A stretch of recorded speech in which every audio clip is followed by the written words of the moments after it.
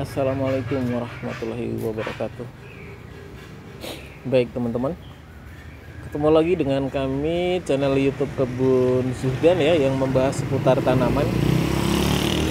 Kali ini kita akan bahas mengenai jambu kristal teman-teman ya, pohon jambu kristal atau tabu lampot jambu kristal teman-teman. Jadi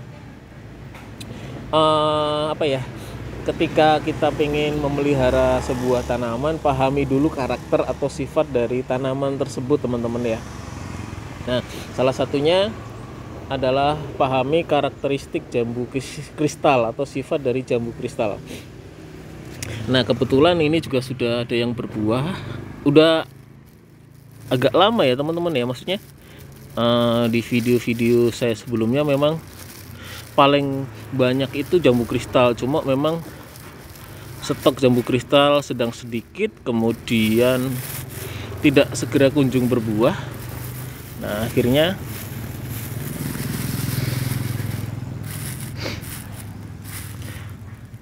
konten-konten kami selalu menampilkan jambu kristal yang belum berbuah, dan itu sebenarnya memang tidak menarik ya bagi para pemirsa. Karena bagaimanapun mau kita berteori seperti apapun, tetap bukti adalah lebih real ya, lebih bisa diterima.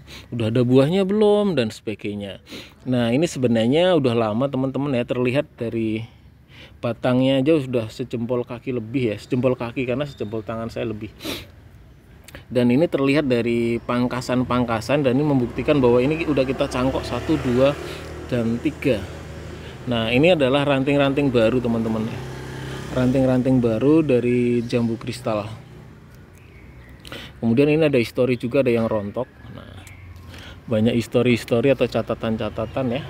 Nah, tadi saya kembali ke awal bahwa pahami dulu karakteristik dari pohon jambu kristal teman-teman. Nah, hukum asalnya jambu kristal itu memang mudah berbuah. Pertama mudah berbuah, kemudian tidak kenal musim teman-teman. Jadi ada yang udah besar, ada yang remaja, ada yang kecil, ada yang berbunga. Nah, akan selalu terus seperti itu teman-teman. Dan usia produktif dari jambu kristal ini kurang lebih ya 7-8 tahun. Jadi masih ideal lah. Tiap tahun misalkan bisa 4 kali panen misalkan ya, itu bisa lebih kalau kondisinya stabil ya. Apalagi kalau nanamnya di tanah plus perawatan yang maksimal. Nah, kebetulan kita nanamnya di pot teman-teman ya. Jadi pahami dulu karakteristik jambu kristal. Tadi pertama mudah berbuah dan tidak kenal musim. Kedua, jambu kristal itu berbeda dengan jambu air ya. Kalau jambu air agak lama dia proses berbuahnya. Cuman kalau jambu kristal lebih cepat. Dan dari sisi harga juga jambu air sedikit di atas jambu kristal.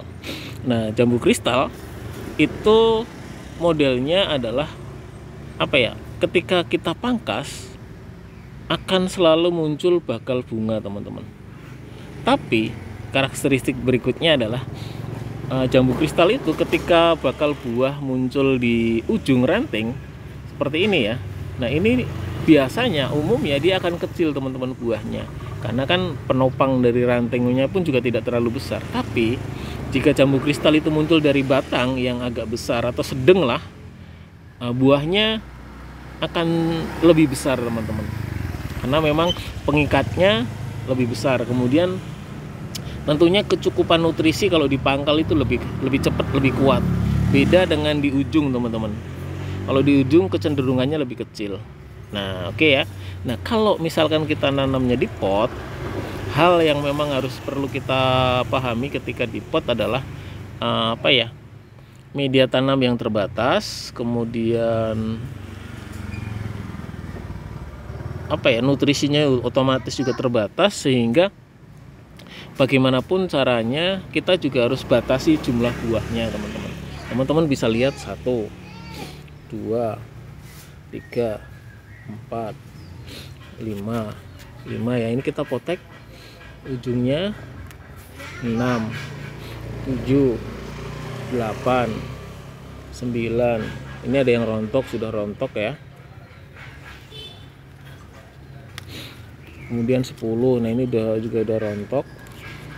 11, 12, 13, 14, 14, 15, 16. Jadi 16 kalau kali 2 32 itu otomatis tidak mungkin dia akan jadi semua. Jadi karakteristiknya adalah buang buang calon buah yang memang tidak terlalu besar atau memang jelek ya. Nah, itu juga perlu teman-teman pahami ya. Buang calon buah yang tidak terlalu besar. Kemudian tadi udah saya sampaikan juga kenapa ujungnya selalu harus dipotek ya. Jadi biar nutrisinya tidak kemana-mana, fokus ke bakal buah saja. Itu pun juga tentu belum maksimal, belum tentu jadi teman-teman. Seperti itu ya. Nah, oke, dari tampilannya sebenarnya sini udah bagus banget teman-teman. Nah, ini calon yang ini. Ya, bagaimana Pak kalau sekedar ditanam aja, siram-siram aja, bisa saja sih, bisa saja. Cuman karena saya hobi, jadi ya saya juga ngelihat dari estetika dan kecantikan dari tanaman tersebut teman-teman. Nah, jadi seperti ini aja udah putih. Kalau segini aja udah putih, berarti potensi untuk besar sulit gitu. Cuman kalau segini masih bentuknya hijau, nah kemungkinan dia bisa menjadi lebih besar. Seperti itu teman-teman ya. Nah, jadi kalau batangnya besar, kemudian berdaun, kemudian berbuah, itu memang lebih cantik, lebih bonsai gitu. Kalau penikmat seni paham lah kondisi seperti ini. Nah, oke ya. Jadi karakteristiknya teman-teman sudah bisa tangkap dari kemudahan berbuah, tidak kenal musim, kemudian buah bisa muncul dari ujung dan batang, kemudian sambung menyambung menjadi satu. Kemudian yang perlu dipahami adalah kalau kita pangkas muncul beberapa tunas baru, beberapa ranting, pasti akan selalu membawa bakal bunga teman-teman. Lalu kemudian ini ranting ke dalam kita buang saja. Nah, ranting ke dalam itu kita buang saja teman-teman. Jadi semakin banyak ranting memang dia juga akan menyedot nutrisi yang banyak. Itu hampir ke semua jenis tanaman teman, kecuali memang nutrisinya cukup, itu terserah ya teman. Kalau nutrisinya terbatas seperti ini ya mau gimana lagi, harus ada yang kita pangkas, kita buangin ranting-rantingnya teman-teman. Tujuannya ya itu tadi sih, agar pertumbuhannya jadi lebih maksimal. Nanti kita bungkus lagi teman-teman jambunya. Sebenarnya sih udah gemes ya, pengen manen. Itu beberapa karakteristik dari pohon ya, karena kan tiap pohon pasti beda-beda. Kemudian kalau karakter pohonnya sih seperti itu. Cuma kalau dari media tanam itu kembalikan ke masing-masing ya. Kalau saya masih ini terlihat teman-teman kohe, kadang-kadang kombinasi NPK dan sebagainya. Tapi kebanyakan kohe. Tapi yang saya jalankan dari jambu kristal adalah sistem pangkasnya. Itu rutin ya, rutin, karena setiap kita pangkas muncul tunas baru akan membawa bakal bunga. Cuman kemarin adalah kelalaian kami adalah ketika udah berbuah 2 kali ini kita apa namanya ya teman-teman, kita cangkoknya berbarengan sehingga tunas-tunas yang bawah itu nggak ada, habis. Nutrisi disedot sama calon akar di cangkokan, akhirnya stres teman-teman.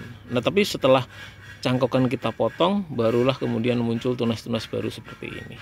Jadi nanti teman-teman kalau misalkan mau nyangkok, mungkin satu dulu selesai, muncul tunas baru, cangkok bagian lain, muncul tunas baru, cangkok bagian lain. Jadi nyangkoknya satu-satu, jangan langsung 3 ya seperti saya kemarin kejadiannya seperti itu. Oke ya, baik teman-teman. Selamat mencoba, salam tabu lampot jambu kristal dari kami Kebun Zuhdan.